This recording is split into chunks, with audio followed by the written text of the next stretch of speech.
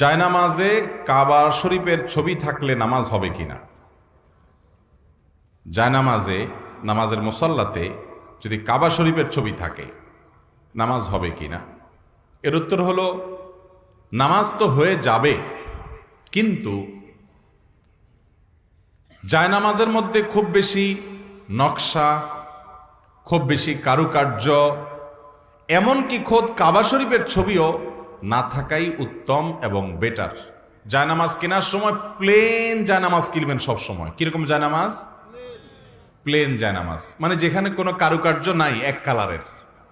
এটাতে কি হবে জানেন? এটাতে নামাজে মনোযোগ থাকবে। নামাজে কি থাকবে?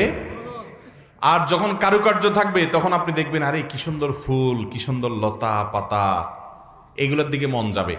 নবী করিম সাল্লাল্লাহু আলাইহি ওয়াসাল্লামকে একবার একটা কাপড়ের টুকরা দিছে নামাজ পড়ার জন্য, তো উনি ওই কাপড়ের টুকরায় সালাত আদায় করেছেন। সালাত আদায় করার পর উনি বললেন, এটা কে দিল আমাকে? এটাতে অনেক কারুকার্য, আমার মনোযোগ নষ্ট করছে, এটা সরাও এবং একটা সিম্পল প্লেন কাপড় নিয়ে আসো। ওইটা আনা হলো, তারপর তিনি সেখানে সালাত আদায় করলেন।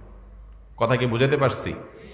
আবার অনেকে দেখা যায় একটা পাক পবিত্র জায়গায় সেখানেও সালাত আদায়ের জন্য একটা জায়নামাজ বিছায়, মনে করে জায়নামাজ বিছান ছাড়া মনে হয় নামাজ হবে না। এটা ভুল ধারণা। হ্যাঁ, কোথাও ধুলাবালি আছে, আপনি পরিষ্কারের জন্য, বা ঠান্ডা আছে, আপনি ফ্লোরে জানামাজ বিছায় সালাত আদায় করছেন, করতে পারেন, কিন্তু জানামাজ যেন কারুকার্য না থাকে। আপনারা অনেকেই অনলাইনে বিভিন্ন ভিডিওতে একটা জিনিস দেখেছেন, আমি অনলাইনে শুধু ভিডিওতে না, আমি ডাইরেক্ট বহুবার দেখছি। এই জায়নামাজগুলোর একটা বড় অংশের জায়নামাজ এগুলো তৈরি হয় চায়নায় এবং পৃথিবীর অনেক অমুসলিম কান্ট্রিতে তৈরি হয়। এই অমুসলিম কান্ট্রিতে যে তৈরি হয় সেখানে যে কারুকার্যগুলো আছে, অনেকগুলো কারুকার্য আছে, এটা গভীরভাবে খেয়াল করে দেখেন যে অনেক মূর্তির কল্লা, কিন্তু সাদা চোখে আপনি দেখলে বুঝবেন। এটা ভালো করে তাকায় দেখেন, সবগুলোর কথা বলতেছি না, অনেক জায়নামাজে এরকম আছে আপনি জানেন না আপনি মূর্তির কল্লায় সিজদা করতেছেন। অহরহ এরকম আছে, অহরহ, একটা দুইটা না, আমরা জানিও না। তো যাই হোক, মূর্তির কল্লা থাকুক আর না থাকুক, ফুলের ছবি থাকুক না কেন, এটা আপনার মনোযোগকে নষ্ট করবে। এই জন্য মনোযোগ রাখার জন্য সেজদার এরিয়াতে আপনার এমন কিছু না রাখাই উচিত। বিশেষ করে কাবা শরীফের ছবি থাকলে আপনি বলবেন এটাতে খারাপ কি?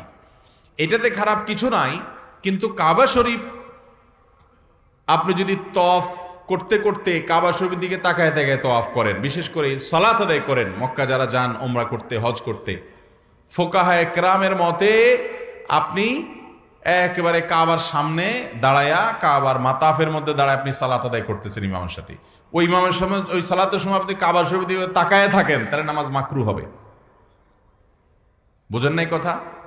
কাবা শরীফের একেবারে সামনে কেউ সালাত আদায় করতেছে, এই সালাত আদায় করার সময় উনি সালাতের মধ্যে কেরাত পড়তেছেন, কোন দিকে তাকায় তাকায়? কাবার দিকে তাকায়। তার ভালো লাগতেছে, আল্লাহর ঘর কালো গিলাপে মোড়ানো, কত সুন্দর গুরু গম্ভীর আল্লাহর ঘর, এটা দেখতেছে সে। তার নামাজ মাকরু হবে, ত্রুটিপূর্ণ হবে, কারণ নামাজের মধ্যে তাকে ওই কাবাঘর দেখতে বলা হয়নি, তার দেখবে কোথায়?